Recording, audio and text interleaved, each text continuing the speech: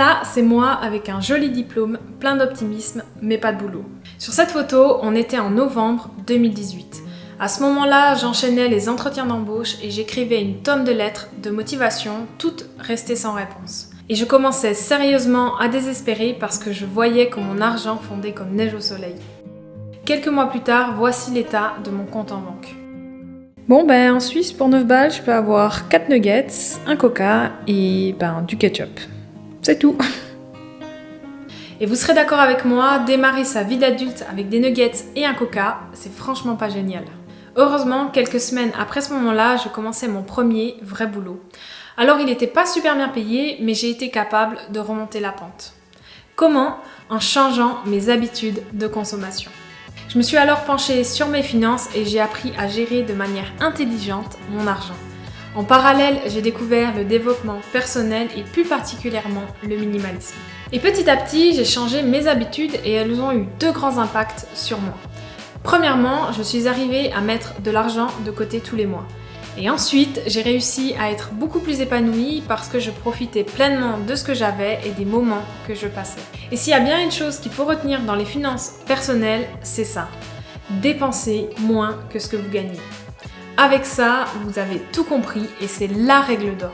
Par contre, en pratique, c'est une toute autre histoire, surtout si vous avez un petit revenu. Alors, si on ne peut pas gagner plus d'argent, il nous reste une seule alternative. Dépenser moins d'argent. Combiner les finances personnelles et le minimalisme peut faire des miracles, croyez-moi. Dans cette vidéo, laissez-moi vous raconter comment j'ai pu remonter la pente et mettre beaucoup d'argent de côté grâce à ces 6 habitudes minimalistes.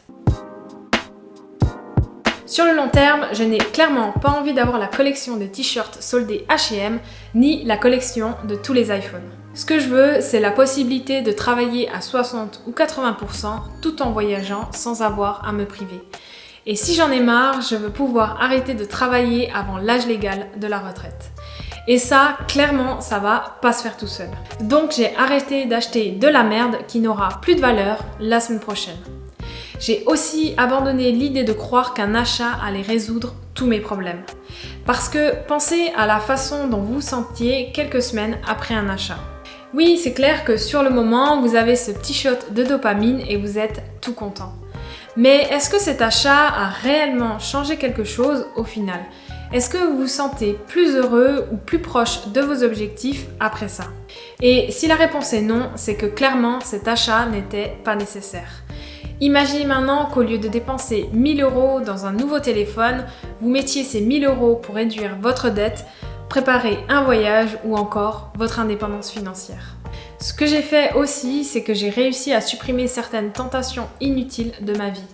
Parce que notre culture et notre environnement ont une forte influence sur les décisions que l'on prend. Et en arrêtant de suivre les mauvaises personnes, on peut commencer à se créer un environnement qui nous motive et qui nous encourage, au lieu de voir des gens qui nous rappellent constamment des choses que nous n'avons pas besoin. Mais en tout cas, sachez que vous pouvez nous suivre, Doucette et moi, on est hyper sympa et on n'a pas d'iPhone à vendre. Un doudou. Bref, je pense qu'il y a un juste milieu à trouver entre faire trop de sacrifices, ce qui n'est vraiment pas bien, et dépenser la totalité de son salaire. Et pour trouver cet idéal, il faut chercher, essayer de nouvelles choses et comprendre ce qui est réellement important pour soi-même. Vos amis, vos voisins ou même la youtubeuse en face de vous n'auront pas les mêmes désirs ni les mêmes envies. Alors, ça ne sert à rien de dépenser votre argent de la même manière. Trouvez ce qui vous apporte le plus de valeur. Et si vous ne savez pas ce que c'est, eh bien c'est que vous ne l'avez pas encore trouvé.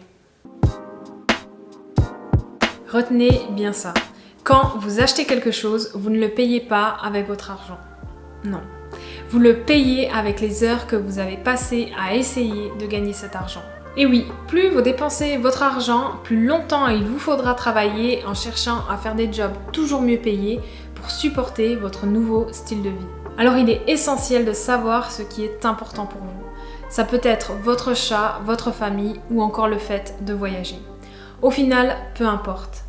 Mais connaître mes priorités m'a largement aidé à savoir où j'avais envie de dépenser mon argent. J'ai découvert quel genre d'achat me procurait le plus de bonheur et de satisfaction. Et au contraire, j'ai pu aussi identifier les achats qui me provoquaient simplement un shot de dopamine sur le moment et dont j'oubliais l'existence quelques semaines plus tard. Parce que clairement, toutes les dépenses ne sont pas équivalentes pour moi. Aujourd'hui, en 2022, mes priorités sont d'optimiser mon temps, ma relation de couple et vivre le maximum de choses avant de mourir. Et bien sûr que sûrement d'ici quelques années, ce sera différent. Mais si mon achat ne sert pas l'une de ces priorités, alors je ne l'achète pas. Donc oui, j'ai un téléphone et un ordinateur qui ont coûté cher, mais ils me font gagner du temps au quotidien parce qu'ils sont très performants et leur qualité leur permettent de tenir pendant des années. Je peux aussi dépenser 300 francs dans une nuit d'hôtel avec spa et massage. Oui, parce que j'adore les massages et pour moi, 1 heure de massage, c'est 1 heure de pur bonheur. Par contre, chose surprenante, c'est que ça me fait vraiment, mais vraiment mal aux fesses de dépenser 20 francs dans un repas de midi à l'emporter. Donc maintenant que je sais ça de moi, ce que je fais, c'est que je pense à mes repas en avance et j'apporte mes Tupperware le midi. Ça, c'est une vieille habitude que j'ai gardée depuis mes études et elle me fait encore économiser plus de 300 francs par mois. Parce qu'en Suisse, un repas à l'emporter coûte entre 10 francs pour un sandwich tout simple et plus de 30 francs pour un repas au restaurant. Donc vous voyez bien qu'à ce rythme, ça va faire cher l'addition. Pendant mes études, clairement, je le faisais pour des raisons financières, j'avais pas beaucoup d'argent. Mais maintenant que je gagne suffisamment bien ma vie, je pourrais le faire tous les jours si j'en avais envie. Mais finalement, j'ai conservé cette habitude parce qu'elle me permet aussi de manger beaucoup plus sainement. Quand je vais chercher un repas à midi pile, c'est le moment où j'ai super faim. Donc évidemment, qu'est-ce que je fais? Je me précipite vers les trucs gras et super lourds. Et à ce moment-là, au diable, les salades et les pokéballs hyper sains. Et pareil pour le soir, se demander ce qu'on va manger à 19h, c'est le pire moyen pour mal manger ou pour prendre encore une fois à l'extérieur. Après vous me direz, oui Margot, c'est très bien tout ça, mais finalement ça demande beaucoup de temps et d'organisation. Alors oui c'est vrai, mais pas tant que ça. Moi, ce que je fais en général, c'est que je fais mes courses pour une semaine entière et je sais déjà quel genre de plat et de repas je vais me préparer au cours de la semaine.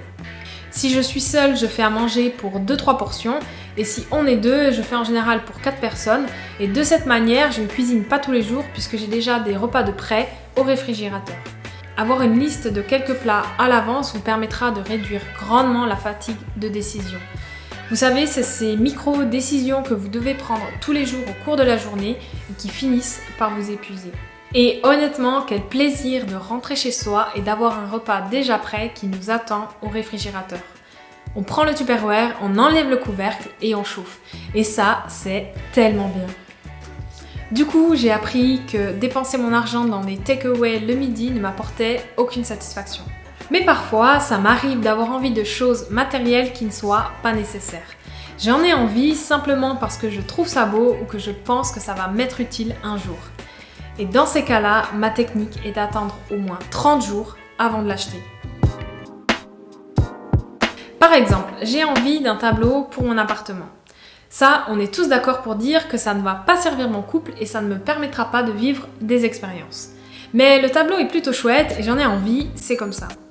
Alors ce que je fais, c'est que je le note quelque part et j'attends au moins 1 mois avant de l'acheter. Parfois mon envie, elle passe et parfois elle est toujours présente. À ce moment-là, j'estime que j'ai suffisamment attendu et je l'achète sans culpabiliser.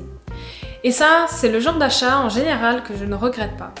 En tout cas, cette astuce m'a permis de limiter très clairement le nombre d'achats impulsifs que je pourrais faire. D'ailleurs, si vous voulez éviter de tomber dans ce piège du toujours plus, je vous renvoie vers cette vidéo, elle devrait s'afficher ici, où je parle des dangers du matérialisme et de la surconsommation.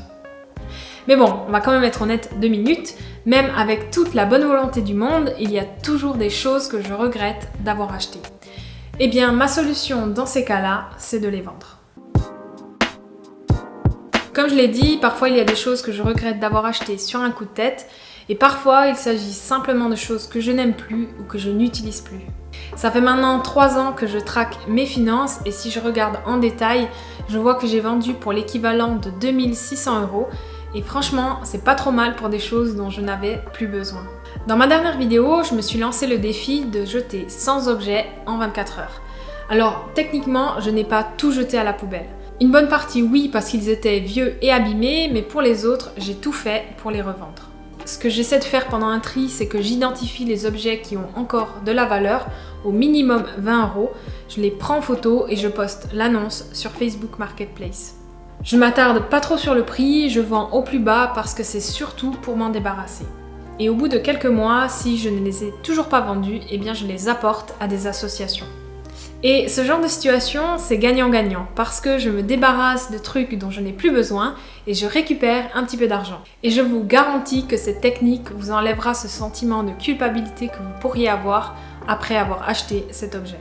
Par contre, pour les choses qui sont cassées mais qui sont toujours en bon état, ce que j'essaie de faire au maximum, c'est de les réparer au lieu de les jeter directement à la poubelle.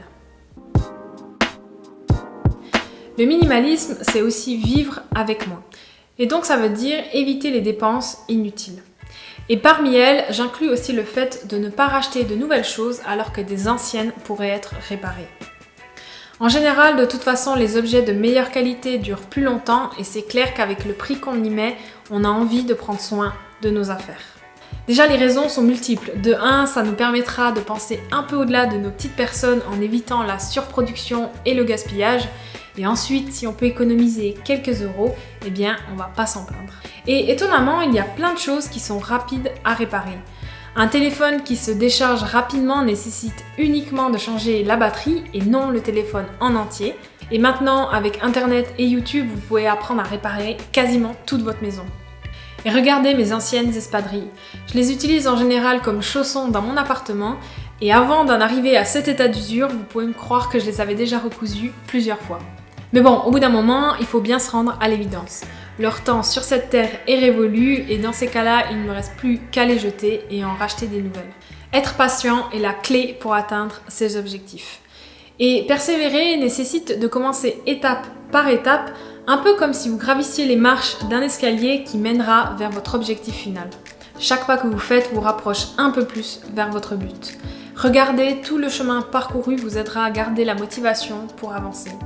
Et bien sûr qu'il arrive de temps en temps de tomber, mais tant qu'on continue à se relever et qu'on continue d'avancer, alors on arrivera forcément à destination. Sur ces belles paroles, je vous remercie d'avoir regardé cette vidéo jusqu'au bout et je vous dis à bientôt pour la prochaine.